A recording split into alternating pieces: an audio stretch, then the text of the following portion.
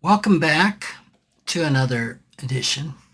And I want to talk about some of the emotions involved in leaving money, especially to kids.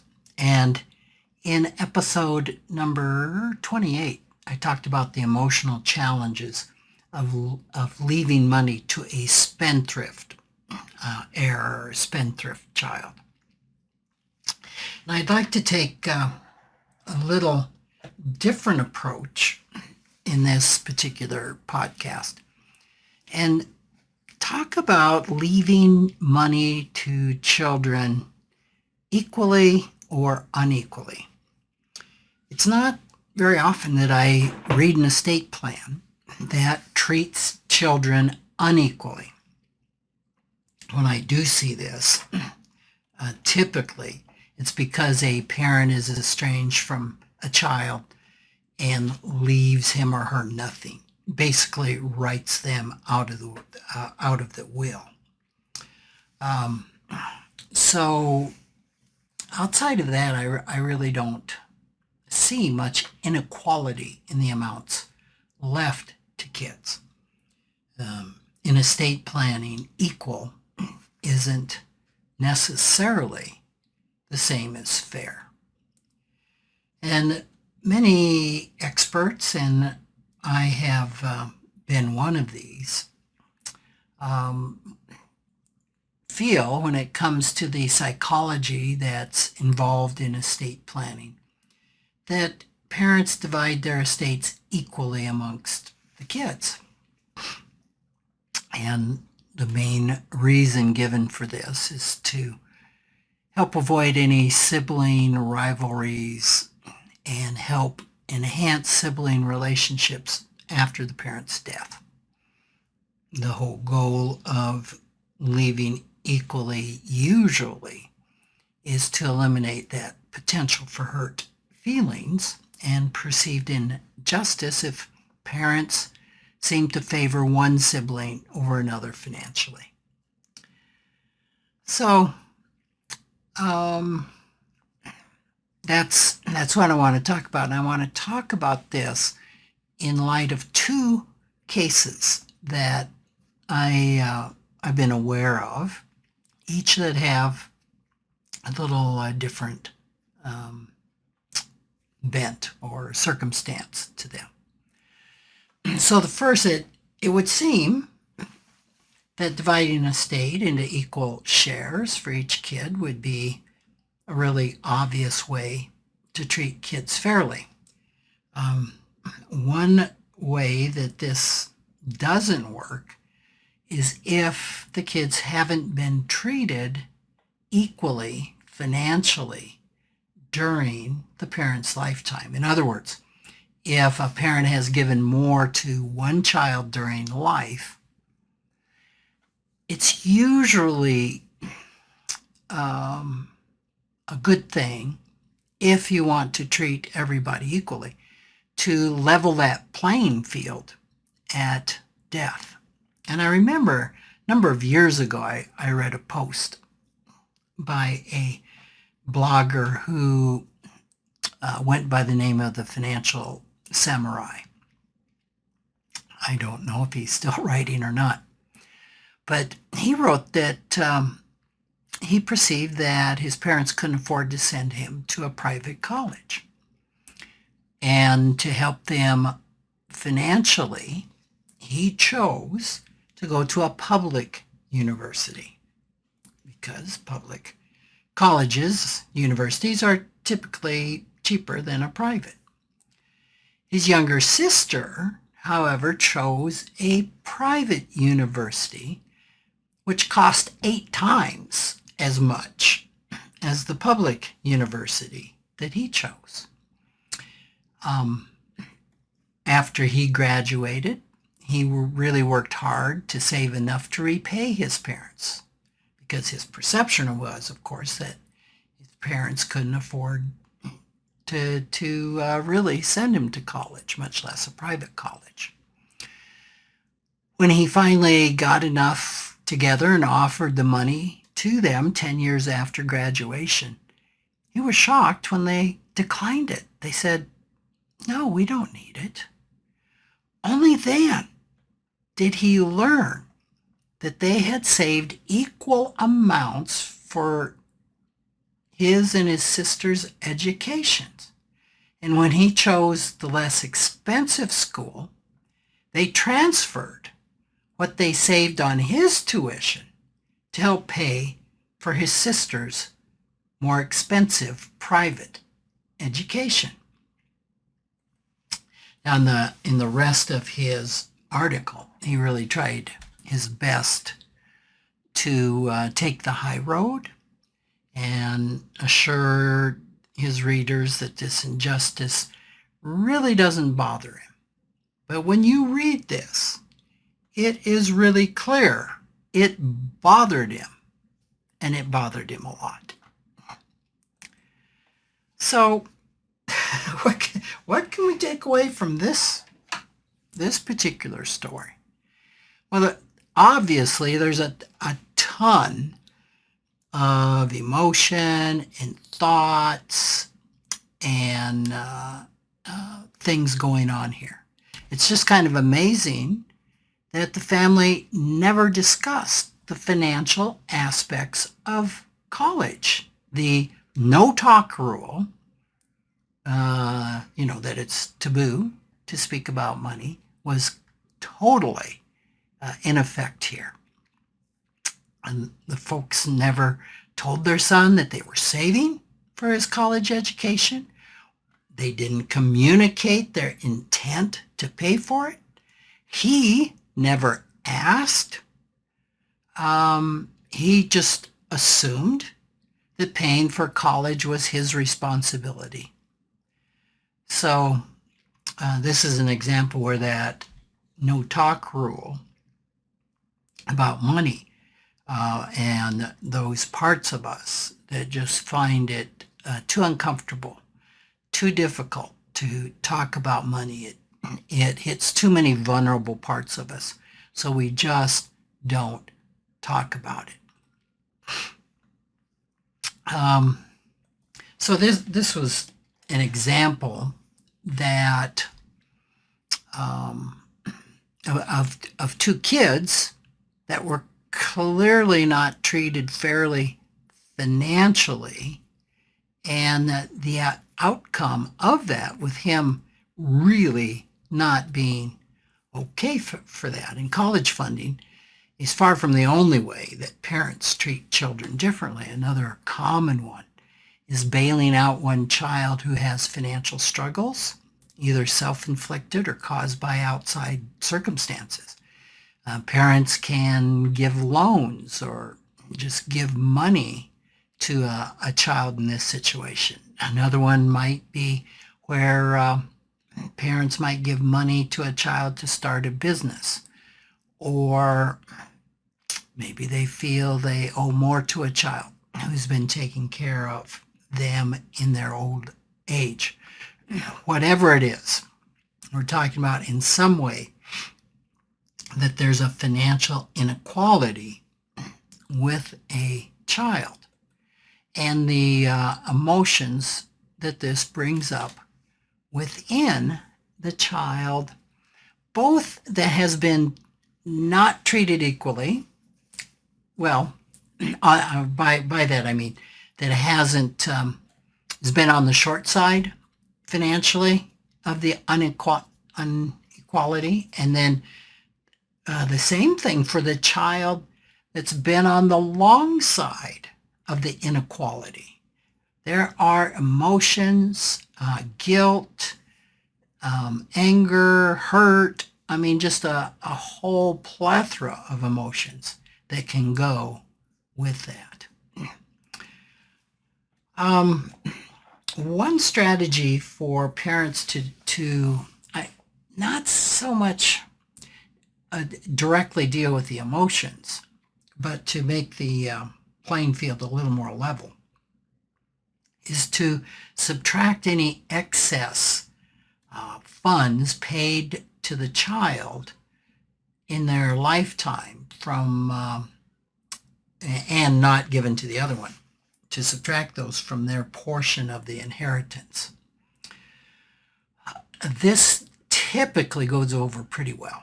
So if one child got 8 times as much for education, or one child was given money to start a business or buy a house and the other child wasn't, whatever that amount was, make a provision in the will to give that amount off the top as a gift to the child that didn't receive anything. And something, I'll get in the weeds financially here a little bit, that's important to do is adjust that amount by inflation. So if you gave $100,000 to a child 20 years ago, and you're adjusting for it today in your will, you're going to want to inflate that 100,000 so that its purchasing power is still equal to 100,000 in today's dollars. And that's pretty easy to put into your will.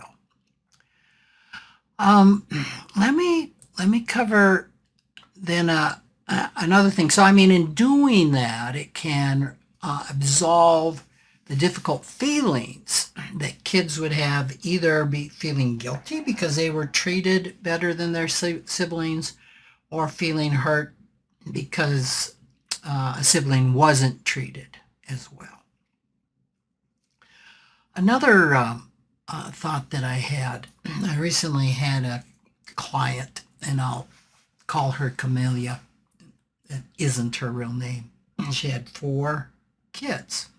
She had a question for me. 3 of her kids had done really well for themselves, and she was really proud of them. They each earned a 6-figure salary. They had accumulated a net worth even in excess of what Camellia had accumulated for herself. But there was a 4th child, and we'll call him Frederick, again, not his real name, that hadn't fared as well in life. He had been in and out of jail. He had no education. He had no net worth. He even found it difficult to hold a job. So Camellia was really concerned for Frederick, really wanted to provide basic support for him, but she was also concerned that if she left the money outright to him, that it would be gone quickly. So she was thinking about leaving his share to him in trust. And this is pretty normal for a parent to consider with a spendthrift child. And like I said, we covered that in episode number 28. So she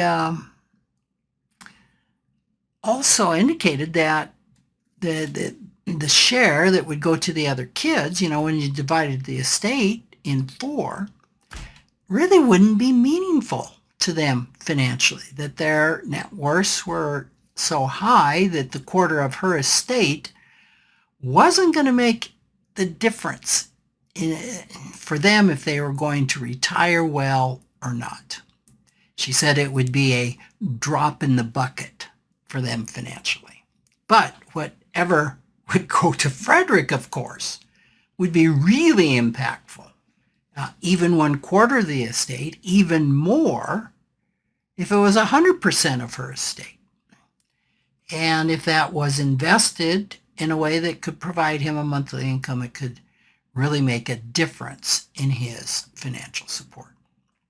So she was wondering what she should do. Well, that is a sticky problem. Financially speaking, I think she's right in thinking that a trust would be a solution, or even a single premium annuity. We talked about that in podcast number 28, where the executor would just buy. It's an annuity, but it's an annuity that immediately pays out an income, and there's no principal to ever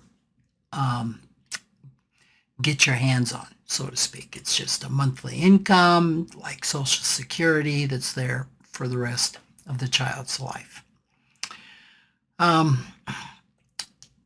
problem with a trust was that his share of the estate really was small enough that trustee fees would eat up the trust pretty quickly. So it would be less expensive if he had the whole estate. The trustee fees could be a little more palatable, or again, like I said, the single premium annuity would be 4 times as much, right? So the question was, well, how would the other kids feel about their brother getting everything? And we talked about probably the worst thing that she could do would be to leave Frederick everything without telling his siblings. Why would she want to do that? Well, have you ever wanted to avoid a difficult conversation? My hand's up. I have. Let's just leave it to him and we'll let them deal with it because I don't want to deal with the conflict.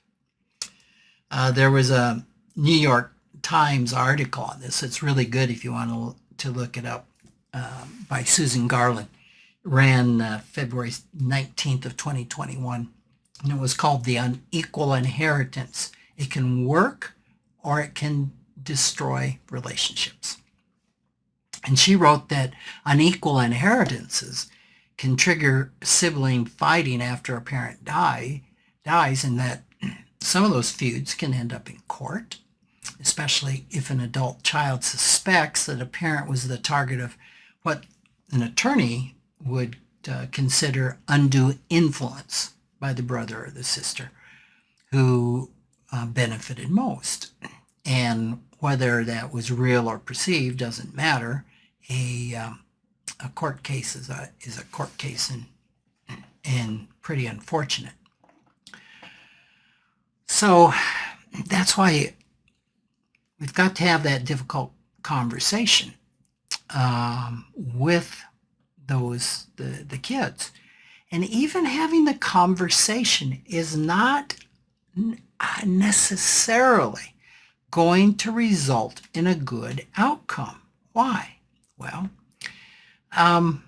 sibling fallout can happen even if they were all knowledgeable of mom's intent or desire to leave everything to their brother. And even if they agreed to it, there's still some difficulty. And this is where difficult emotions can really become easily triggered, right?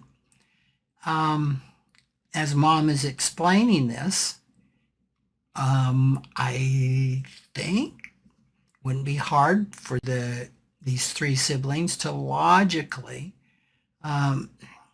agree that their brother needs the funds worse than they do. It wouldn't be difficult for them to agree this is a drop in the bucket. This isn't going to change my lifestyle. And that's where things could go several ways, but 1 or 2 major ways. One is where they absolutely would agree very cleanly. Absolutely give it to Frederick. But it wouldn't be unusual for them to have resistance, even if they didn't need it, of him receiving their share of their portion of the estate. And it wouldn't be unusual for them not to voice it. It could be very normal for them to be nodding in agreement. Yeah, Mom, that makes a lot of sense. Yeah, we're okay with that. And feeling a lot of resistance internally. Cognitive dissonance, if you will. And it wouldn't be unusual for them to be shaming themselves for even feeling that resistance. They may not even be aware they're feeling the resistance, that it's being shoved aside so much. But if they were feeling that resistance, that flinch, I don't know. There could be a critic, part of them, that was going, you shouldn't be feeling that. I mean, your brother needs it. Why? You don't need it. Why are you feeling resistance? Shame on you, in so many words. So, guilt and shame around that. For sure, I'm not going to bring it up, because what will my other siblings think if I'm like, I'm not too much on board with that. So if they can admit to feeling that resistance, they may really, really not even know why. Just that it's there, and that makes it all the more problematic. Why am I having this resistance? I don't even know I'm having it, but I don't even know why I'm having this resistance. Now, the reasons for them potentially having the resistance are so numerous, so many. I'll just throw out a couple of things. For example, they could be saying, well, wait a minute. I've worked hard. I've been responsible.